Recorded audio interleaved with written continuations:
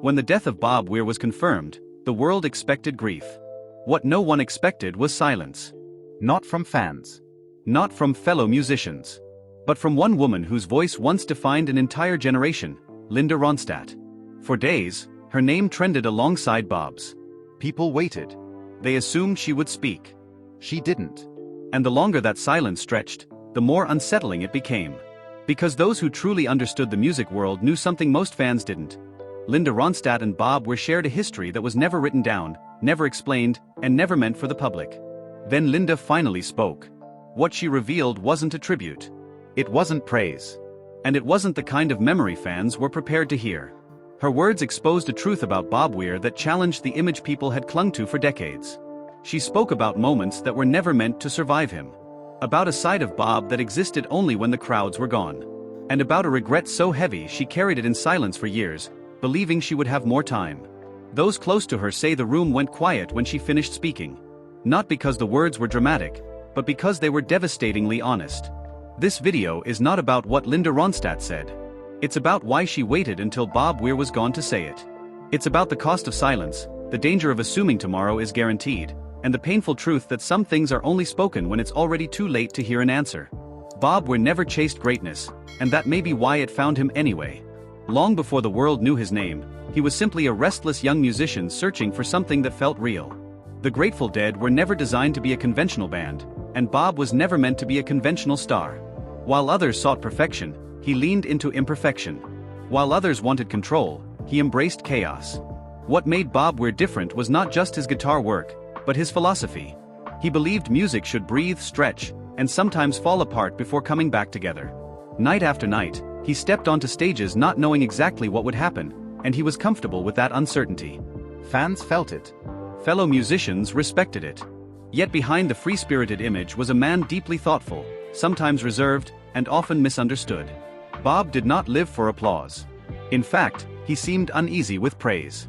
Those close to him described someone who listened more than he spoke, someone who observed the world quietly while others demanded attention. Fame followed him, but it never truly defined him. That quiet resistance to celebrity was part of what made his connections so intense and so rare. As the years passed, Bob continued to perform long after many of his peers stepped away. Age slowed his body but never dulled his commitment. Even as health issues crept in, he stayed close to the music, as if it were the last place where everything still made sense. When he died, it felt less like losing a performer and more like losing a compass. Someone who had always pointed toward freedom, even when the world moved in the opposite direction. Linda Ronstadt's career was shaped by a refusal to be boxed in. From the very beginning, she defied expectations, moving effortlessly between rock, folk, country, pop, and traditional music. Her voice carried power, but it was her emotional clarity that set her apart. She didn't just sing lyrics, she inhabited them. Listeners believed her because she never pretended to be anything she wasn't. Unlike many stars of her era, Linda avoided manufactured drama. She did not rely on scandal or spectacle to remain relevant. Instead, she trusted the work. When she loved a song, she sang it. When she didn't, she walked away. That honesty earned her respect, but it also came at a cost. The industry does not always reward those who refuse to play its games. As time went on and health challenges forced her away from singing, Linda stepped back with dignity. She did not cling to past glory. She accepted silence in a way few artists can. That silence, however, did not mean absence. It meant reflection. It meant carrying memories quietly while the world continued to demand noise. Her connection to Bob Weir existed in that same space of quiet understanding. They were never loud about what they shared. There was no need. They came from a generation that valued authenticity over explanation. Linda understood Bob not as a myth, but as a fellow traveler in an unforgiving industry. Someone who had survived by staying true, even when it hurt. The world of music in their era was small, intimate, and endlessly overlapping. Artists crossed paths constantly, yet not every meeting left a mark. When Linda Ronstadt and Bob Weir entered each other's orbit, it was not with fanfare. It was subtle, almost unremarkable at the time. That is often how the most important connections begin. They shared stages, circles, and moments that never made headlines. Conversations happened without witnesses. Mutual respect grew without definition. There was no need to label what they were to each other, because labels would have diminished it. What mattered was the recognition. Two people seeing something familiar in one another in a world that rarely slowed down enough to allow that. As years passed, Their lives moved in different directions. Careers evolved. Priorities shifted. Yet that early understanding never fully disappeared. It lingered in the background, unspoken but present. That is why Bob Weir's death hit Linda Ronstadt differently.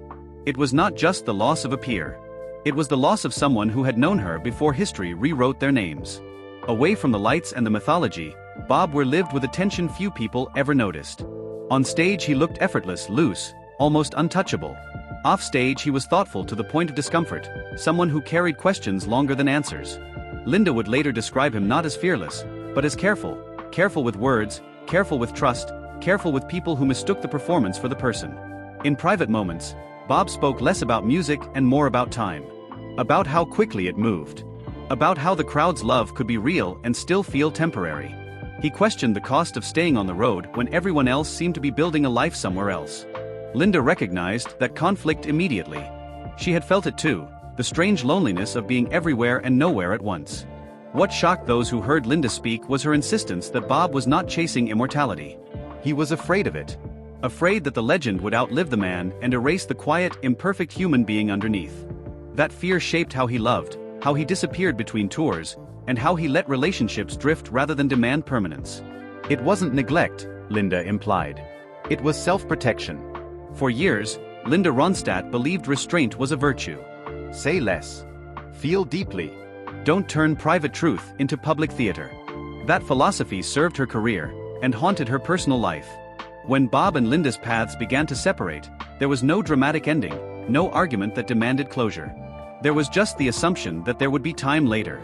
Linda admitted that assumption was her greatest mistake. She spoke of messages never sent, phone calls postponed, and the dangerous comfort of believing that legends are immune to endings. She assumed Bob would always be out there, still playing, still moving, still untouchable by finality. When illness entered the picture quietly, she didn't rush toward it. She waited. And waiting, she realized too late, can be a form of denial. The regret she carried was not about romance or missed opportunity. It was simpler and heavier than that. She wished she had told him that his presence mattered even when the music stopped. That he was more than a symbol of an era. That he didn't have to keep carrying the weight alone. When the confirmation of Bob's death reached Linda, it did not feel sudden.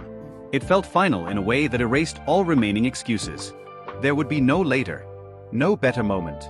No chance to reframe what had gone unsaid. The silence she had maintained for years became permanent, and that permanence changed its meaning entirely. She did not cry publicly. She did not post a tribute or issue a statement. Instead, she withdrew even further, processing a loss that felt both personal and generational. Bob's death was not just the passing of a musician, it was the closing of a door to a time when everything still felt possible. Those close to Linda say she replayed old conversations in her mind, not to romanticize them, but to understand them. To hear what Bob had been trying to say between the lines. To recognize the vulnerability he hid behind humor and movement. In that quiet reckoning, she realized something painful. Sometimes silence protects you until the very moment it destroys you.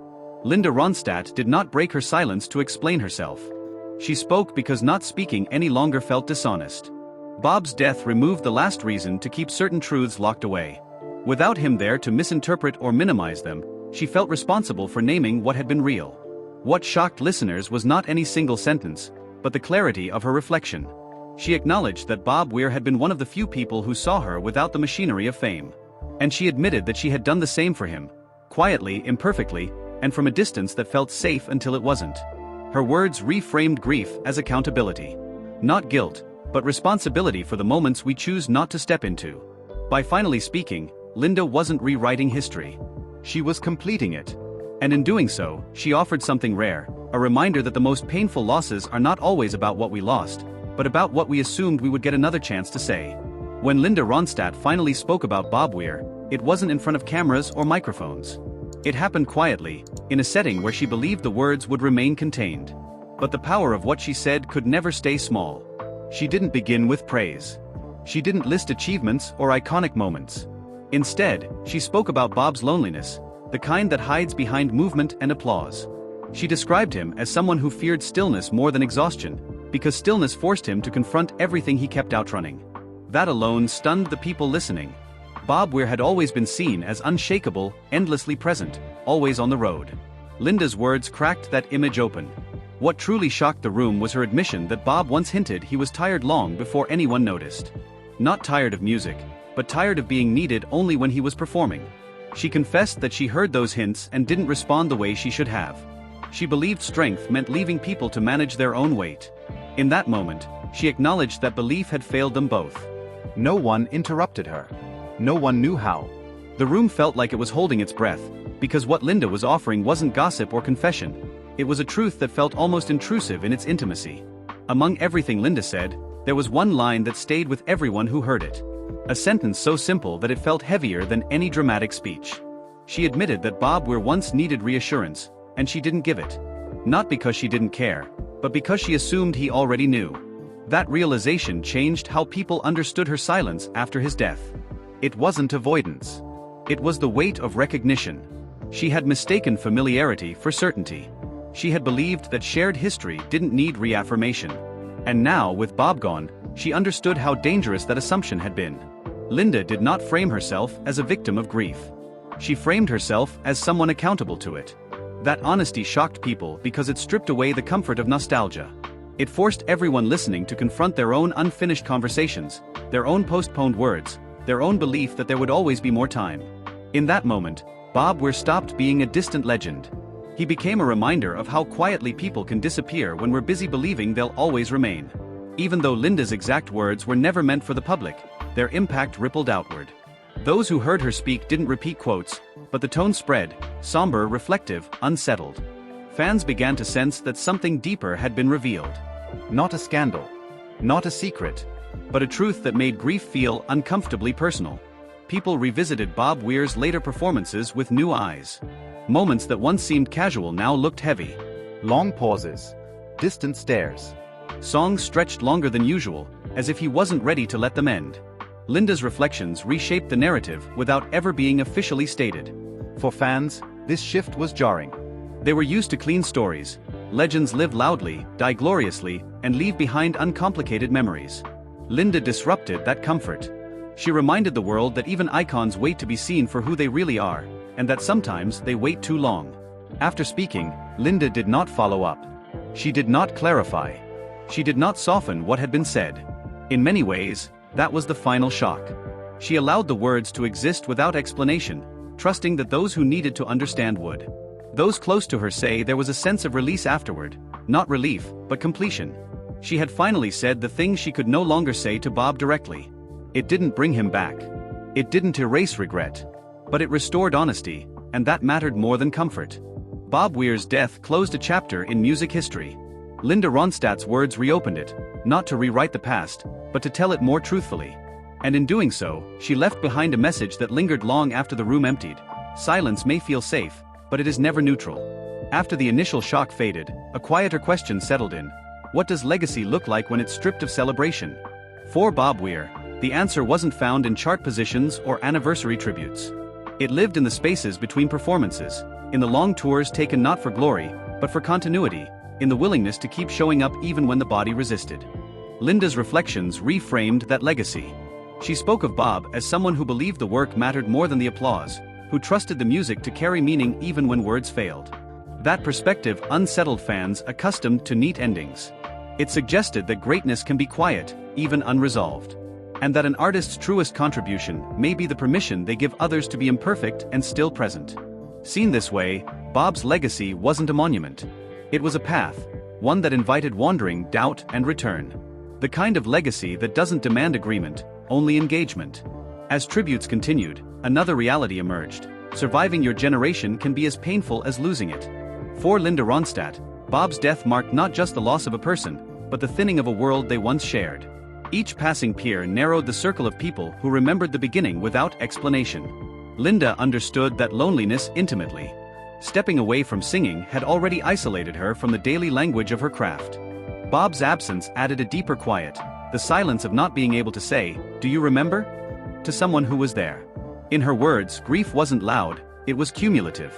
It stacked quietly until it changed the shape of everyday life. This chapter of the story resonated widely because it named a fear many share but rarely articulate. That time doesn't just take people, it takes witnesses. Fans reacted so strongly not because they learned a secret, but because they recognized themselves in it. Linda's honesty dissolved the distance between legend and listener. If Bob Weir could feel unseen, if Linda Ronstadt could wait too long to speak, then the myth of endless time collapsed for everyone. Messages poured in, not demanding details, but expressing gratitude. People wrote about calling old friends, sending overdue messages, and choosing to say what mattered sooner. The shock became a mirror. The story stopped being about rock history and became about human timing. That shift explained why the moment lingered. It didn't offer comfort, it offered urgency. And urgency, unlike nostalgia, demands action. In the end, the most lasting impact of Linda's words wasn't sorrow, it was clarity. She didn't ask to be forgiven, and she didn't ask Bob to be reinterpreted. She allowed the truth to stand as it was, incomplete, human, and instructive. What remains is not a final verdict on Bob Weir, but a fuller picture, one that includes strength and fatigue, devotion and doubt. What remains for Linda Ronstadt is not a public resolution, but a private alignment between what she felt and what she finally said. And what remains for everyone watching is a quiet challenge. Don't wait for the perfect moment to speak. Because sometimes the only thing louder than music is the silence that follows it. In the days after Bob Weir was gone, one phrase kept echoing in Linda Ronstadt's mind: one last time. It was the lie people tell themselves to survive postponement. One last call. One last visit. One last honest conversation. Linda admitted that she had believed in that phrase for years, trusting it like a promise that could not be broken. Bob believed in it too. He talked often about future moments, future tours, future conversations, future clarity. Not because he was naive, but because hope made the road feel shorter. Linda realized too late that one last time is not a plan. It is a delay disguised as optimism. And when death arrives without negotiation, that delay becomes a permanent absence. This chapter hurts because it exposes a quiet truth. Most goodbyes don't fail because of conflict. They fail because of confidence that time will cooperate. Survival carries responsibility. For Linda Ronstadt, living on after Bob meant becoming a keeper of moments no one else could verify. She was now one of the few remaining witnesses to the man behind the movement, the person who existed when the amps were off and the crowds had gone home. That role is heavier than grief. It means deciding which memories stay private and which deserve air. It means protecting someone's humanity without erasing their flaws. Linda never tried to correct the public image of Bob Weir, but she quietly resisted its simplification. She knew he was neither the myth nor the mystery people preferred. He was something less convenient and more real. In carrying that truth, she accepted a loneliness that comes without living your mirrors. The people who once reflected your past without explanation. As weeks passed, Bob Weir's death transformed from news into memory. That transition revealed something unexpected. His life, reframed through Linda's honesty, became less about achievement and more about attention. Attention to people, to timing, to what is said and what is avoided. Fans began to speak about Bob not just as a musician, but as a lesson in presence. He showed up relentlessly for the music. Linda's reflections suggested he needed others to show up for him in quieter ways. Together, those truths formed a complete story, one that didn't flatter but instructed. Legends often teach us what to admire. This one taught people what not to delay. There was no formal farewell between Linda Ronstadt and Bob Weir. No recorded call. No documented closure. The goodbye existed only in the understanding that arrived too late to be shared. Linda accepted that reality without trying to dramatize it. She knew that some endings do not announce themselves. They simply stop. What made this goodbye powerful wasn't what was said, it was what was finally understood. That care unexpressed still counts. That silence can mean love as much as fear. And that regret, when faced honestly, can still produce meaning.